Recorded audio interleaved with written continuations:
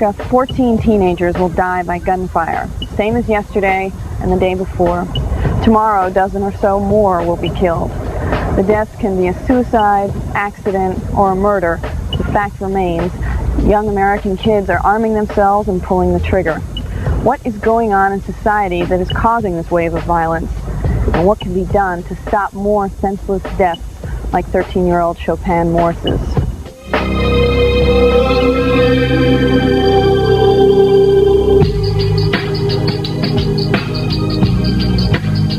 The problem in society today is it's easier to get a gun than it is to get an education.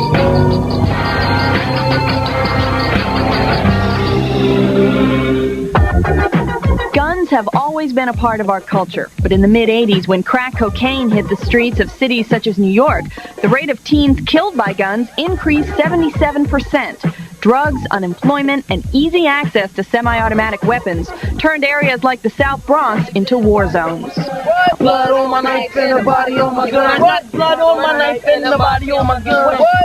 It's not because you want to carry a gun around here, it's because you got to. You know what I'm saying? See, we run around, we start beef because we want to. And we know we're going to get in trouble when we do it, so therefore we pack. If you walking around the block, you never know you catch beef, somebody nigga just pop in your head, so you got to keep your joint on too, so you can go out and with them. You know what I'm saying? They don't want to give us a job because we young, so we got to get money, we got to sell drugs.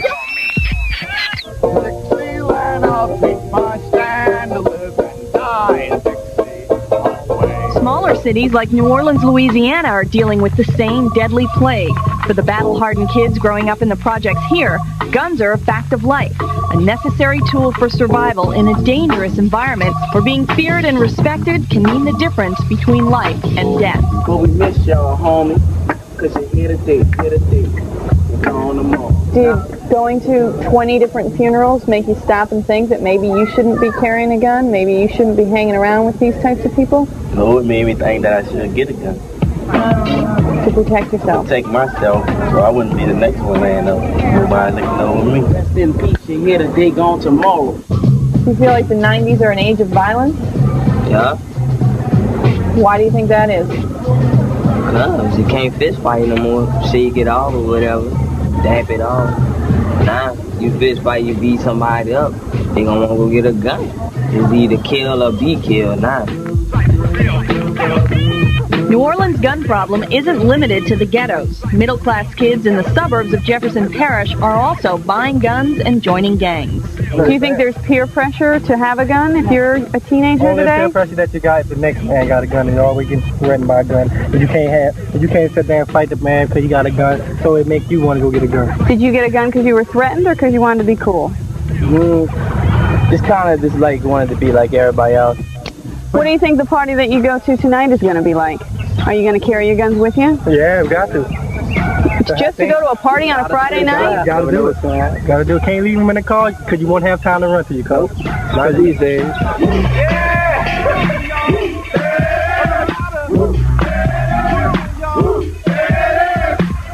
At first, everything started off with just fist fights, you know. You didn't really hear about guns. They just, all of a sudden, I'm going to parties and there's guns everywhere. And then since those people are getting shot, they're going out and getting guns. Like that party we just came from. Some guy runs up to me and said, call so-and-so and tell them to bring me the gun. And I was like, Did you do it? Yes, Yeah. you did.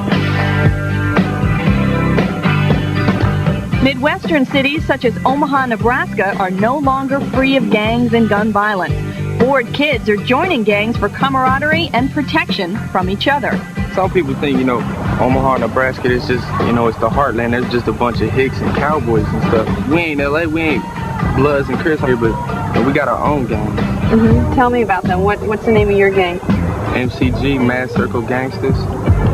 So we just started it up because everybody in our hood was, they was claiming Maple Street, and none of us liked Maple Street, so we was gonna start up our own set to take care of Maple Street because we didn't like Maple Street. They want to be like us. They want to be, yeah. They want to be like us. Be like Mike. They want to be like us. That's all I gotta say. They come down there, they're like, oh, I'm gonna be cool. I'm gonna be accepted down in their neighborhood if I carry a gun, and I'm trying to get some respect for myself. People in this society is responsible for what's going on right now. Because what I'm talking about, guns, we had, was for gang-banging purposes. You didn't never get a gun to say, man, I got a gun.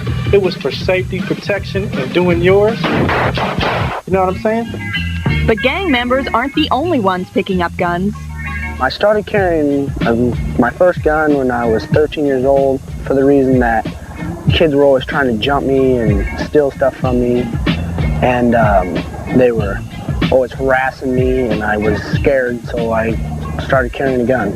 Kids think that they carry guns in Omaha is because it makes them feel good. They think it's cool.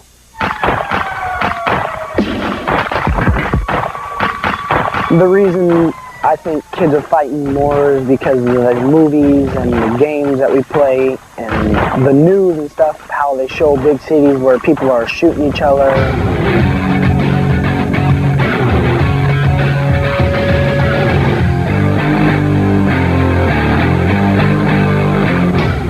Yes, TV. Mostly. TV, That's what I think. TV is the main part. The news. What did you see on TV that made you want to shoot? I don't know. Colors used to get me hyped up.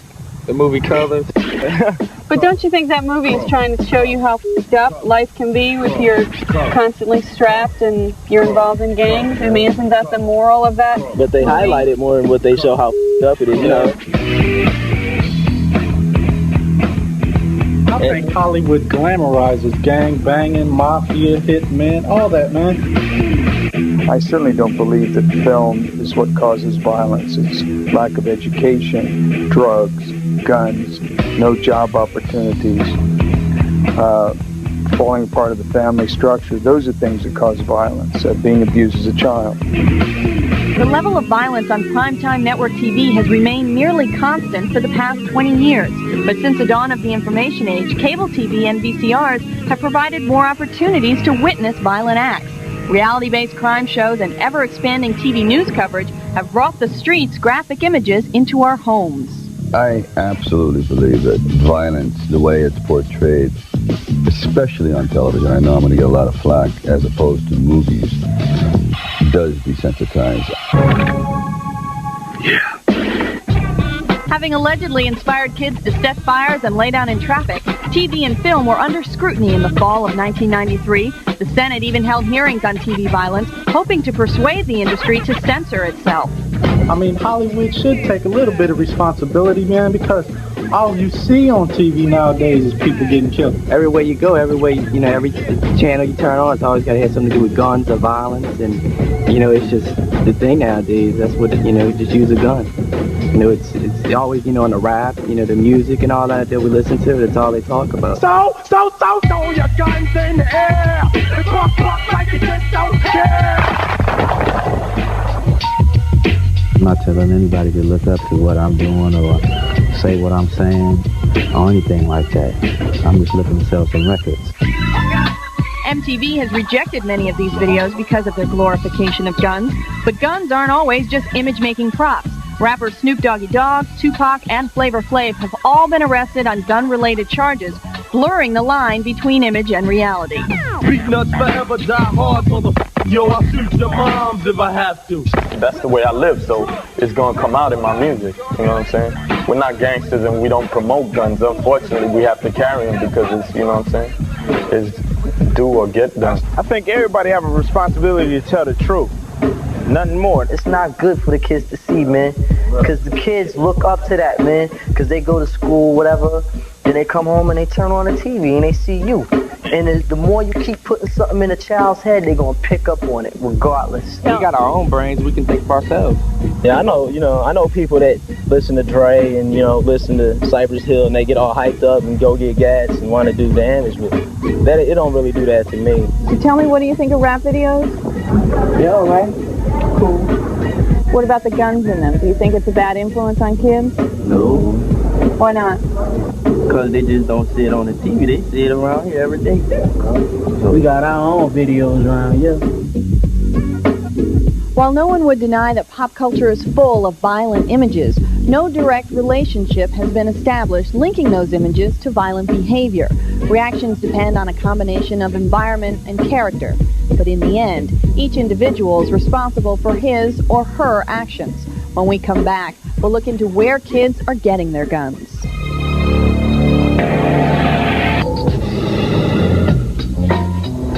Students carry an estimated 270,000 guns to school every day. 1 in 25 American kids say they carried a gun to school last year. Kids just can't concentrate on learning in school anymore. They have to worry about safety. Even though 7% of schools have metal detectors, like Paul Robeson High School here in Brooklyn, 55% of students say they wish their school had metal detectors to protect them.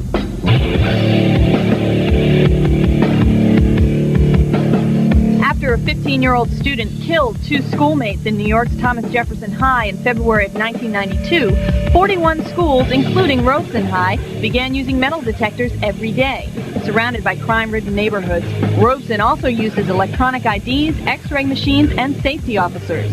I feel it's a win-lose situation because as this student said, while you're in school, you're safe, but as you go outside, anything can happen because there's a lot of teenagers with guns outside. In New Orleans, where more than 1 in 5 students believe they will be shot before age 25, Alcee Fortier High School students wear ID cards, uniforms, and undergo periodic gun searches. One day last year, one of the quiet, supposedly quiet students, we were walking down the back stairs, and he was running down the steps, and he accidentally dropped his gun. And I'm like, man, what you doing with that? You small, you quiet, you don't bother nobody. What you need with a gun? He's like, well, I got to start his jacket and stuff, and because I'm small, I got to protect myself, so he carries his gun. This student, who was accidentally shot in school, wonders if gun security measures are really effective. Kids, they hop the gates every day. They can just throw the bags across the fence, come on into the school, and after I got shot, they had metal detectors for a couple of weeks, and after they spade it out. But I don't think they really take it seriously. In an area where juvenile weapons violations increased nearly 50% in 4 years, students at suburban Grace King High School, where some members of the KC mob attend, wear ID cards, use see-through backpacks, and undergo random searches by a metal detector called a wand. Being searched by that wand doesn't make you feel violated? Yeah, but they have to do it. That's the way I think of it. I don't like it, but they have to do it. In a way, it's like we can't be trusted, almost like we're in our own little prison, while we're supposed to be free to learn. So at the same time as our life's being violated, so is our education and stuff like that. Do you ever bring your gun to school? I did twice. Why? I kept it in my car. Why? Because last year they had a lot of fights, but not too much this year. Well, can't you have a fight without a gun? Not these days. In Omaha, where in September of '93 a second grader brought a loaded pistol to show his classmates, public schools such as Benson High have no gun-specific security measures. If you want to find a gun, you're gonna know. It's like when you go to Benson and stuff, you're gonna know who's who, and this person has these in his trunk. You could possibly get a hold of them and work out a deal. This school system, in the Omaha area and stuff, really ain't dealing with it as far as intervention, because if a kid had a gun, they kicking him out of school. Yeah, maybe he should suffer some consequences, but you kicking him out of school, he's on his way for that other gun, and he ain't getting an education. While schools are trying to keep guns out of classrooms, police and community groups are trying to get guns off the streets. Here in the property room of the Omaha Police Department, there are thousands of guns that have been confiscated or surrendered through gun buyback programs. But with a new handgun produced every 20 seconds, teens are having no trouble getting their hands on the weapon of their choice. 38 sawed-off shotguns, 22s, 9mm, MAC-10s. You can get guns anywhere. It's easy. Anywhere. You can get it on the black market. You can just have someone that can get a gun, and report it stolen. There's lots of ways. You can go and, you go in a house and they got a gun in there. Go look in the closet. I'll tell you what the problem in society today is it's easier to get a gun than it is to get an education. If you know the right kids, you could get a gun just like if you go to the store and buy a pop. It's that simple. Guns range from 20 to $400, and they're easy to get. You can buy a handgun. Like this gun right here, you could buy a handgun for about 30, 40 bucks. This thing right here is a MAC-10. I got it from a homeboy. According to a 1992 report by the Bureau of Alcohol, Tobacco, and Firearms, there are currently 922 gun manufacturers in the U.S. Production of firearms jumped 42% between 1985 and 89, leaving over 200 million guns in circulation. While the Second Amendment of the U.S. Constitution has always protected the right to bear arms, today there are almost enough guns to arm every man, woman, and child. We don't got own the stores. We don't make them. Y'all got the factory stores. Me ain't bring them in. You bring them here. You and your boys bring them here. Now we got them. Now y'all scared. How easy is it to get a gun as a teenager in Louisiana? As easy as you can buy a candy. Give me some specifics. Like, I mean, are there stores where you can get them at? Are there certain street corners? Are there certain people you know? Pawn shops, gun shops, stores, Walmart. You can get a gun at Walmart? But don't you have to be 18 to buy a gun at Walmart? Yeah. But you're only 15, so you get an 18-year-old friend to go in and get it for you? Yeah. In the suburbs of New Orleans, Walmart, the same store that refuses to carry stickered albums, Nirvana's In Utero, and Howard Stern's best-selling book, does sell guns and everything else for your home. So, with a hidden camera, we brought members of the KC mob to find out if it's really that easy to buy a gun. I'll take 6 out. For $1.99? Yeah, that's cheap. All right, I'll go with this one. After filling out a questionnaire and showing a driver's license, the KC mob walked out with a deadly new toy. You know, there's a problem when it's easier to get guns and get high than easier for it to get someone to care a little bit and just to help things out, to make things better. In fact, there are people who care about fighting the problem of youth violence, and we'll profile some of them when we come back.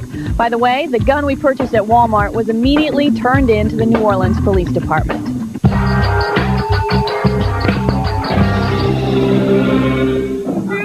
The teenager behind me is fighting for his life. He's got brain coming out of his head. Statistics show that gun violence is mainly an inner-city problem, but to the emergency room staff here at Charity Hospital in New Orleans, death is not a black or white issue.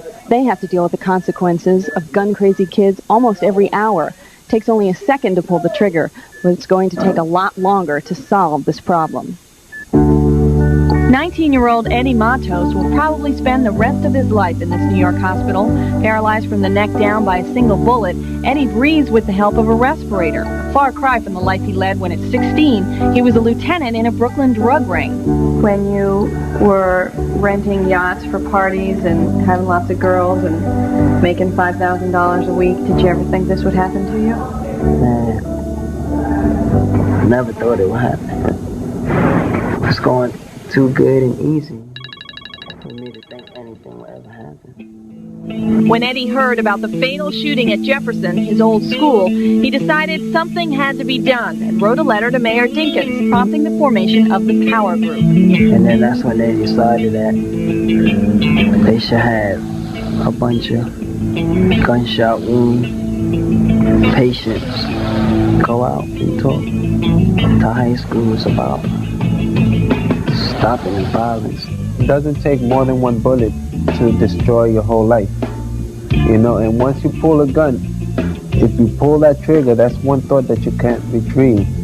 It affects us because, you know, we're like firsthand hearing what happens directly out of violence. But when you go back out in the real world, and, you know, everybody don't have that same kind of knowledge that we have right here, right now. They looking at me now being in this situation. They don't want to be like this because it's hard. It's hard. It's hard. In its efforts to fight gun violence, the government has proposed, amongst other measures, a mandatory waiting period for handgun purchases and increasing ammunition taxes. But little can be done as long as the Second Amendment is interpreted as guaranteeing the right to bear arms. You know, they want to make a gun control law and just get it out of the picture. But where's the people control? Where's the counseling? Where's the programs for people? There is a program in New Orleans helping this 15-year-old boy who recently lost his big brother to gunfire. Think about him every day. Think about my brother every day. A peer counselor from Project Last helps Theron and his friends work through their grief and also provides them with guidance. You know, a part of you is gone. You know, you can't see it anymore. But you still have to carry on with what you have set for yourself. All we can do is just remember the thing that he did with us. And just hope we don't have to deal with the same thing again. I can turn my positive energy into energy that they can see positive because it's coming from a peer, it's coming from somebody that they can relate to. Peer mediation programs like the one at New York's Robeson High teach students the skills to intervene in arguments before guns are drawn. Our job is to drag the whole story out, get everything out and open so we'll know. And then if you get everything out, the other person might go, well, I didn't know she felt like that, or I didn't know he felt like that. And everything, most of the time, is resolved. McDonough 38 Elementary School in New Orleans starts young, using the same ideas in a Resolving Conflict Creatively program. Why do you think that this conflict program is necessary in this school? Because it can help a lot of children out, but when they grow up not to kill, just walk away and don't fight. They got to fight, but just don't go get a gun and kill somebody. Stop the violence and everything, bro. Frustrated people around the country are taking their anger onto the streets with marches and rallies, trying to reclaim their communities from the grip of drugs and violence. Tell me what Youth Move is and what it's trying to do to combat the problem of kids and gunfire. We are a bunch of young people who won't accept drugs in our neighborhood. We don't accept guns in our neighborhood. We don't accept the 40 ounce and the Philly blunt in our brothers' hands. We don't accept that. So we out there day in and day out with this crusade against violence.